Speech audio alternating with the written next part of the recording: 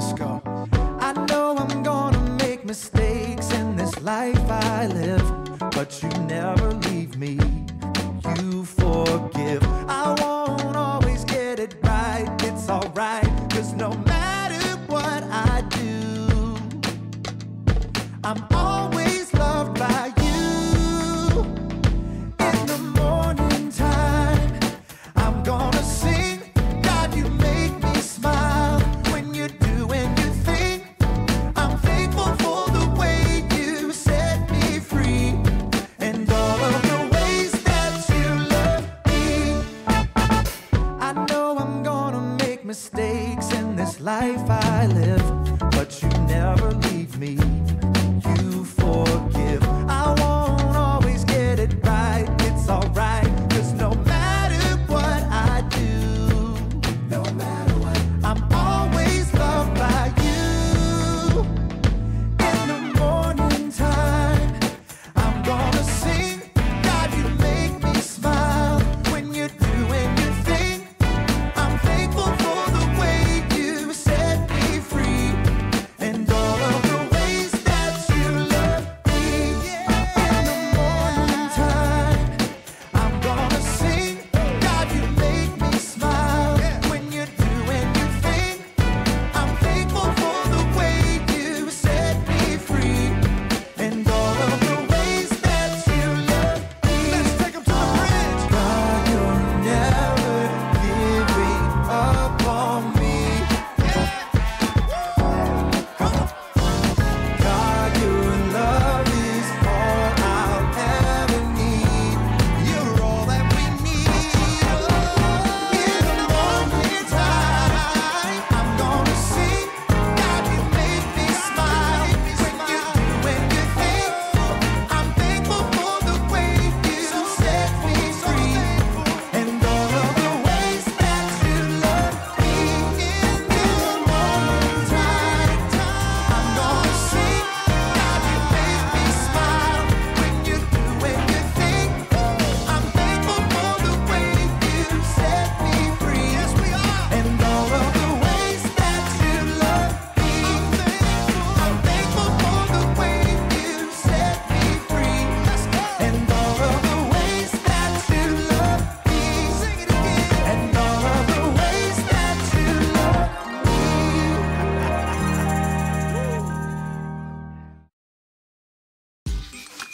Hey, welcome to Story Lab. This week we're talking about forgiveness while we take a look at the story of someone who totally missed the point.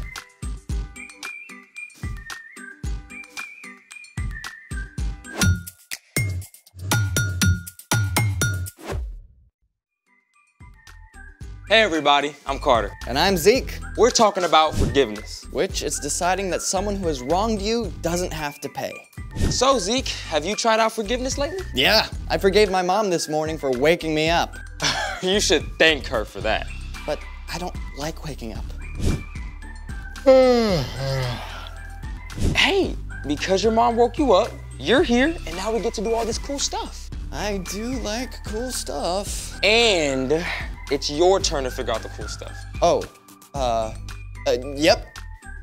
You did plan something, right? Yep. Right? Still waking up, okay?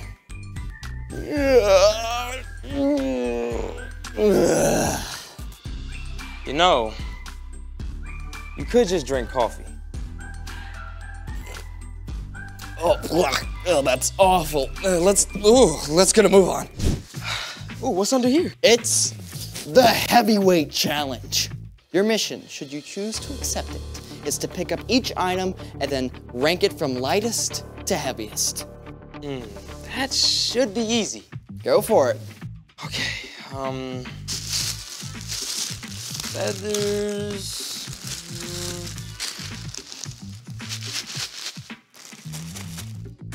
Okay, the Rice Krispies are heavier, I think.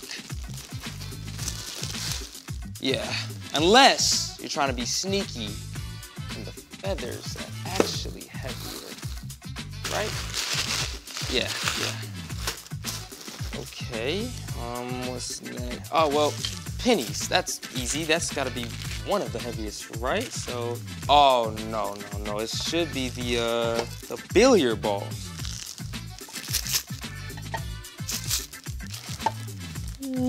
Yep, the billiard balls, yeah. Pennies, put them right here. The bread and there. Final answer. Final answer. How confident are you? Very confident. The bread and the towel were a little tricky, but I think I got the rest. Okay, now we weigh. Okay. I guess we can start with the feathers first.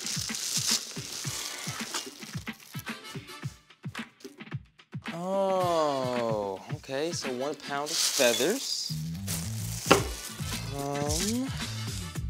Let's go with the Rice Krispies next. Yes. Wait, the feathers and the Rice Krispies are both 1 pound? I guess they were kind of close. Hold on. I have to see this. Oh, you totally got me. What? All this stuff is 1 pound, right? Even the billiard balls. Maybe. Okay. We're gonna see right now. That's what we're gonna do. 1 pound, Zeke. Let's try the pennies. The pennies can't be 1 pound. They can't be. 1 pound. Zeke, if the billiard balls are 1 pound,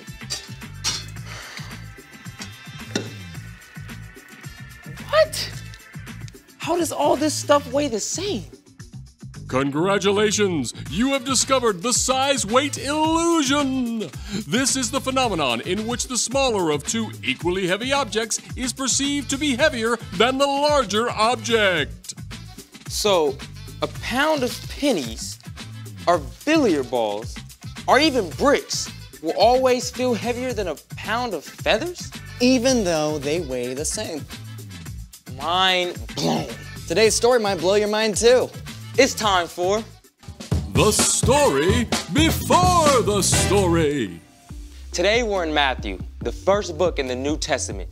But before Matthew, in the very beginning, out of a deep, deep love, God made an amazing world. But when people turned away from God, the world was broken.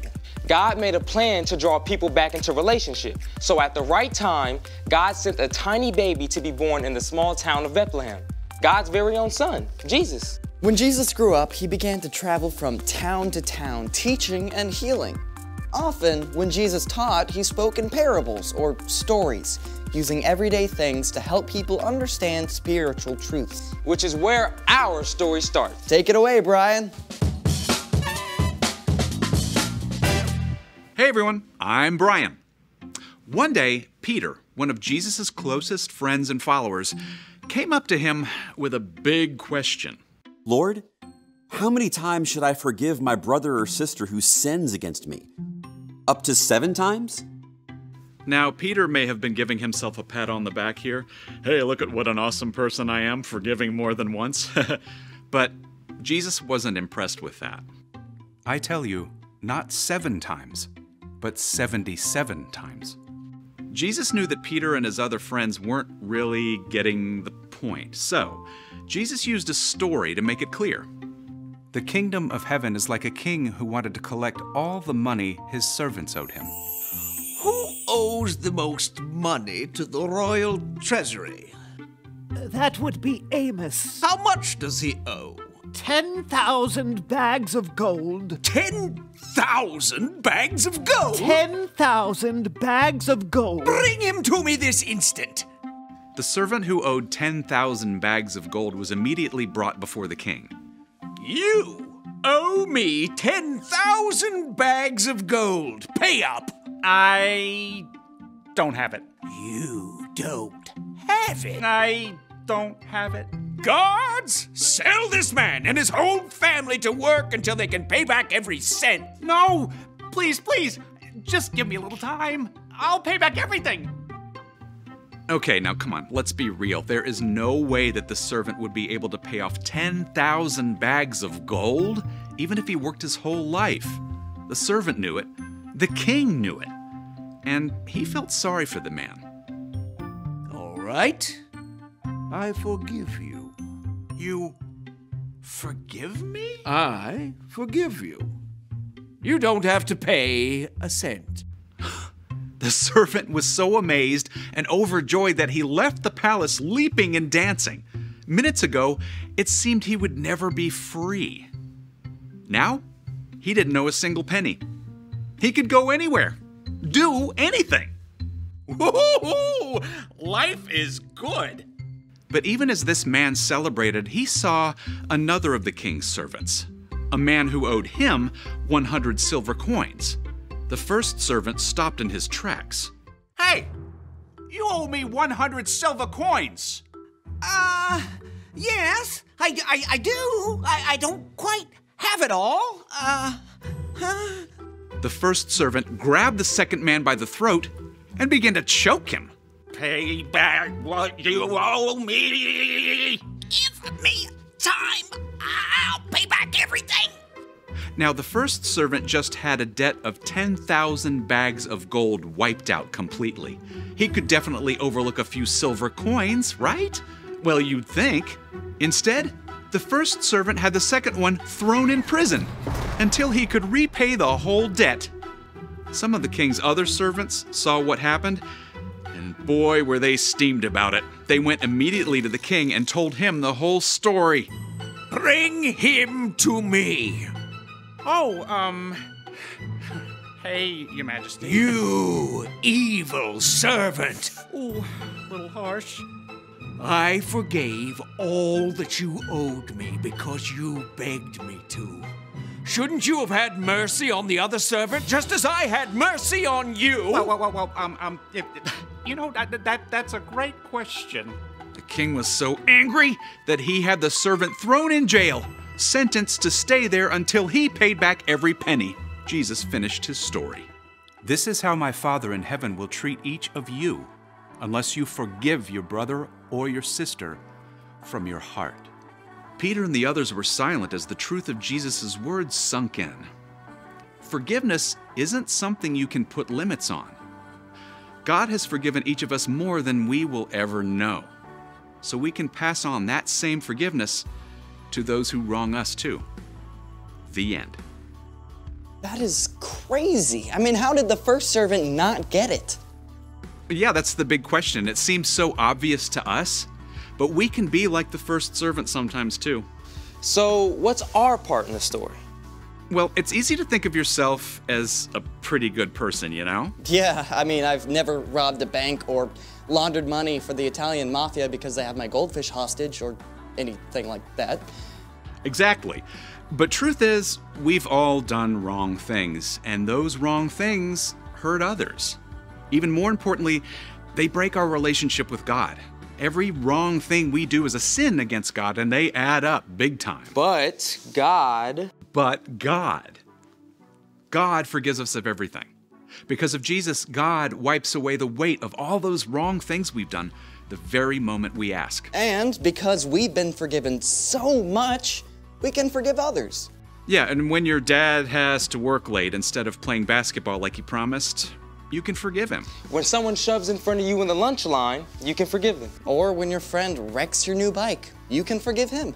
There are times someone will hurt you in a really big way, something that may seem impossible to forgive. But forgiving someone does not mean that what they did was okay. And it does not mean that you let them keep hurting you. That's right. Forgiveness isn't just for them. It's for you. It frees you from carrying the weight of bitterness. It means you're letting God deal with what they did. And it may be really hard, but with God's help, we can forgive anyone. I think you got it. Now forgive me, because I gotta go. See you next time. So, here's the thing. Forgive others because God forgives you. Forgiving others can make you feel as light as a feather. Hey, check this out. Ooh, very pretty. Now, how much do you think it weighs? A cloud? They look so light and fluffy, but they're really big. I don't know. How about a pound? Good guess. How about 1,000,000,004,000,000 pounds? Okay, no way. Yeah, seriously, seriously, for real, yeah. I can't even wrap my brain around that. Thanks for joining us in the Story Lab. See you next time.